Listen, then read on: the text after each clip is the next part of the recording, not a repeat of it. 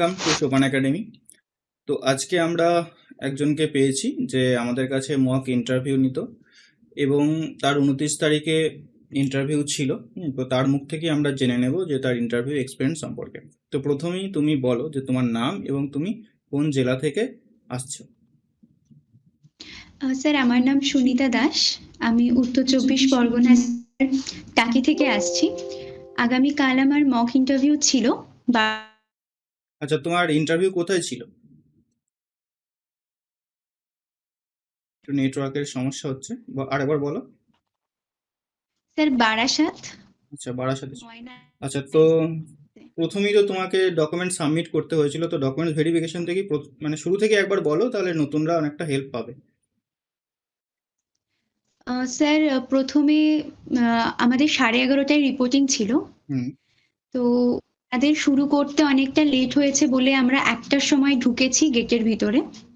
ওখানে প্রথমেই একটা ফর্ম দেওয়া হচ্ছে, যেখানে নিজের নাম, নিজের জেলা সম্বন্ধে লিখতে হচ্ছে, নিজের হবি আর কোন খেলাটা সব থেকে ভালোবাসি মানে সেটা খেলা লিখতে হচ্ছে। সম্পর্কে লিখতেই হচ্ছে? প্রত্যেককে লিখতে হবে, সেটা ম্যান্ডেটরি। মানে খেলা থাকে সবাইকে আর কি। লিখতে হবে। আচ্ছা, বারাসাতে এটা হচ্ছে, তাই তো? মানে ফর্মটা কি সবার ক্ষেত্রেই সেম রয়েছে, তুমি কি জানো? হ্যাঁ স্যার, ফর্মটা সবার ক্ষেত্রেই সেম। ও, তার মানে খেলা সম্পর্কে নলেজ রাখতেই হবে। আচ্ছা, ঠিক আছে, তারপর বলো। তারপরে স্যার আমাদের ডকুমেন্ট ভেরিফিকেশন হলো। হুম।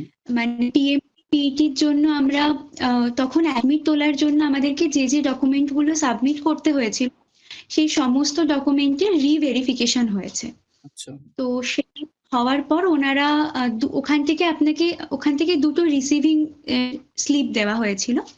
তো একটাতে প্রথম থেকে শেষ অবধি যা যা কাজ হয়েছে একজন ক্যান্ডিডেটের সাথে, সেটার একটা স্লিপ ছিল। আর একটা স্লিপে আমার যে ডকুমেন্ট।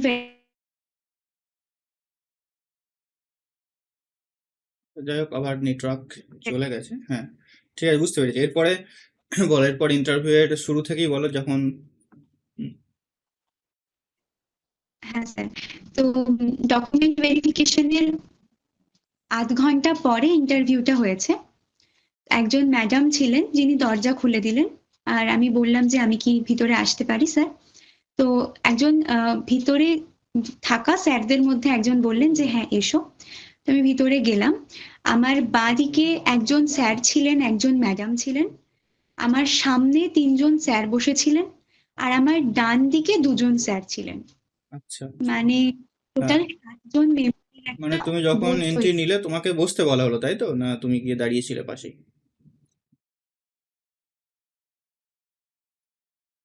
যাই হোক, তারপর তোমাকে ইন্টারভিউতে কি কি প্রশ্ন করা হয়েছিল, বলো। হ্যাঁ স্যার, প্রথমে জিজ্ঞাসা করা হলো যে আমি কি সাবজেক্ট নিয়ে পড়াশুনো করেছি, সেটা আমি বললাম। তারপরে বললেন যে আমার গ্র্যাজুয়েশন কত সালে, তো আমি বললাম। তারপরে আমার 23 সালে গ্র্যাজুয়েশন। তো তারপরে আমাকে জিজ্ঞাসা করলেন যে তাহলে তুমি এই বছর কি করছিলে। তো এটা একটা কোশ্চেন ছিল। হুম। সেকেন্ড কোশ্চেন ছিল স্যার, আম, তোমাকে যদি বলা হয় যে তোমাকে 3 মাস সিভি কে কাজ করতে হবে, তাহলে তুমি চাকরিটা পাবে পাক্কা, তাহলে তুমি কি কাজ করবে সিভি কে? এটা আচ্ছা। আমার সেকেন্ড কোশ্চেন। থার্ড কোশ্চেন ছিল খুব কমন যেটা কোশ্চেন, যে যদি কোনো অনৈতিক কাজ তোমার স্যার তোমাকে করতে বলে, যেমন লাঠিচার্জ, তখন তুমি কি করবে? এটা আমার এরকম থার্ড ইন্টারভিউ এর কোশ্চেন ছিল। কোশ্চেন আমরা ইন্টারভিউ যখন নিয়েছিলাম, ডেমো ইন্টারভিউ, তখন পেয়েছো নিশ্চয়ই, আমাদের স্যাররা নিয়েছিলেন। স্যার, এটা বললাম যেটা আমার কমনই ছিল, এটা আমি প্র্যাকটিসও করেছিলাম এখানে। আচ্ছা। আমার ফোর্থ ছিল, যেটা আমার খুব ভালো লেগেছে কোশ্চেনটা, আমাকে করা হয়েছিল যে তোমার কাছে কোনটা আগে, রোল অফ কমান্ড নাকি নৈতিকতা? তোমার কাছে কোন জিনিসটা আগে? তো এইটা ছিল আমার ফোর্থ কোশ্চেন ছিল, তোমার এডুকেশন কোয়ালিফিকেশন এরকম হওয়া সত্ত্বেও তুমি কেন পুলিশে আছো, তোমার তো টিচিং এ যাওয়া উচিত। আমার ফোর্থ ছিল। আর আমার লাস্ট ছিল হচ্ছে, আমি যেহেতু টাকি থেকে আসছি, হুম। তো টাকির একটা অন্যরকম ঐতিহ্য আছে, তো সেইটা সম্বন্ধে বলো। তো এই কটাই। আমাকে আমার সাবজেক্ট থেকে কোনো রকম কোনো কোশ্চেন করা হয়নি। বা আমরা যে ফর্মটা দিয়েছিলাম যেখানে তোমার শখ কি, তুমি কি হুম। হুম। খেলা ভালোবাসো, সেই সম্বন্ধেও ওনারা কোনো কোশ্চেন করেননি। তো বোঝা আমি যাচ্ছে মোটামুটি। যে মানে এক্সপেক্ট করা যাবে না যে আমি এই কোশ্চেন গুলো পাবো, বাট আমাদের যে সেশন আমরা স্যার নিয়েছিলাম, ডেমো সেশন, হুম, তো সেখান থেকে তুমি কতটা হেল্প পেয়েছো বলে তোমার মনে হয়? স্যার সেখান থেকে অনেকটাই হেল্প পাওয়া গেছে, কারণ স্যারদের মানে লাঠি চার্জের যে ব্যাপারটা ছিল ওটা কমন ছিল। ইভেন টাকি সম্বন্ধে ওনারা মানে স্যাররা বলেছিলেন যে টাকি সম্বন্ধে তোমাকে এইভাবে পড়ে যেতে হবে। তো সেটাও আমার কাছে খুব হেল্পফুল ছিল। আর তাছাড়া স্যার মানে ইন্টারভিউর পরেও আমার যখন কোনো বিষয়ে সমস্যা হতো আমি তখনই স্যারদের কাছে মেসেজ করতাম।